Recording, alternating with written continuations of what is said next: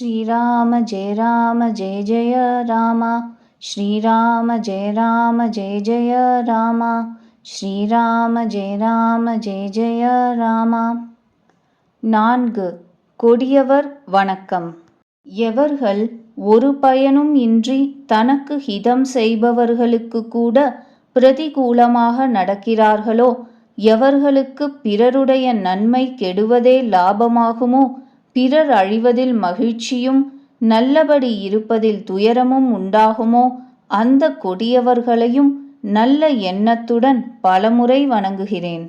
எவர்கள் விஷ்ணு பரமேஸ்வரர்களின் புகழ் என்ற சந்திரனுக்கு ராகு போல செயல்படுகிறார்களோ, அதாவது விஷ்ணு சங்கரர் புகழ் பாடுபவருக்கு இடையூறு செய்வார்களோ, எவர்கள் பிறருக்கு இடையூறு செய்வதில் 1000 கைகள் உடையவர் போல சாகசம் புரிவார்களோ, எவர்கள் பிறருடைய மாசுகளை 1000 கண்கள் உடையவர்களாக கவனிப்பார்களோ, எவர்களுடைய உள்ளம் பிறருடைய நன்மை என்ற நெய்யில் ஈ போல விழுமோ, அதாவது நெய்யில் ஈ விழுந்து நெய்யையும் கெடுத்து தானும் சாகும், அதுபோல கொடியவர் பிறருடைய நற்செயல்களில் புகுந்து தனக்கு நேரும் கேடுகளையும் பொருட்படுத்தாமல் பிறர் காரியத்தை கெடுத்து விடுவார்கள்.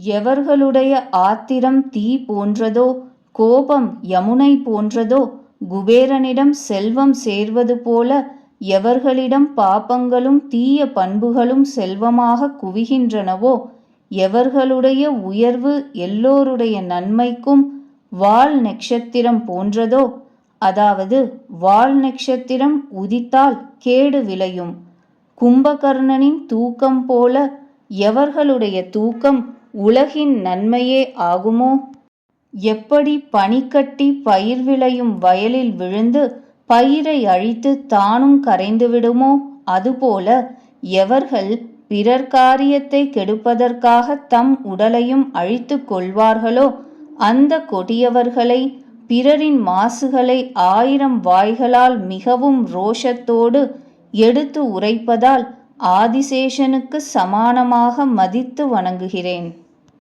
பிருது என்ற அரசன் பகவானின் கல்யாண குணங்களை கேட்க 10000 காதுகள் வேண்டி பெற்றான். எவர்கள் பிறர்களின் பாபச்சேதிகளை கேட்பதற்கு 10000 காதுகளை வேண்டுகிறார்களோ, அவர்களை பிருது மகாராஜனுக்கு சமமாக மதித்து போற்றுகின்றேன். இந்திரனுக்கு தேவர்களின் கூட்டம் எப்பொழுதும் ஹிதமாக இருக்கும். கொடியவர்களுக்கு கல்லு தூயதாகவும் ஹிதமானதாகவும் தோன்றும். இங்கு சுரானீக என்ற சொல் 2 பொருள்களில் ஸ்லேடையாக உபயோகப்பட்டிருக்கிறது. அவர்களை இந்திரனுக்குச் சமமாக மதித்து போற்றுகிறேன். எவர்களுக்கு வஜ்ராயுதம் போன்ற கொடிய சொற்கள் பிடித்தமானதோ, பிறர் மாசுகளை பார்ப்பதற்கு 1000 கண்கள் உள்ளனவோ, அவர்களை இந்திரனாக மதித்து போற்றுகிறேன். நண்பர்களாகட்டும் பகைவர்களாகட்டும், இவ்விரண்டு வகைகளிலும் சேராதவர்களாகட்டும், அவர்களுடைய நன்மை கேட்டால் மன உளைச்சல் படுவது கொடியோரின் இயல்பு. இதை அறிந்து 2 கை கூப்பி இவன் அன்புடன் அவர்களை வணங்குகிறான்.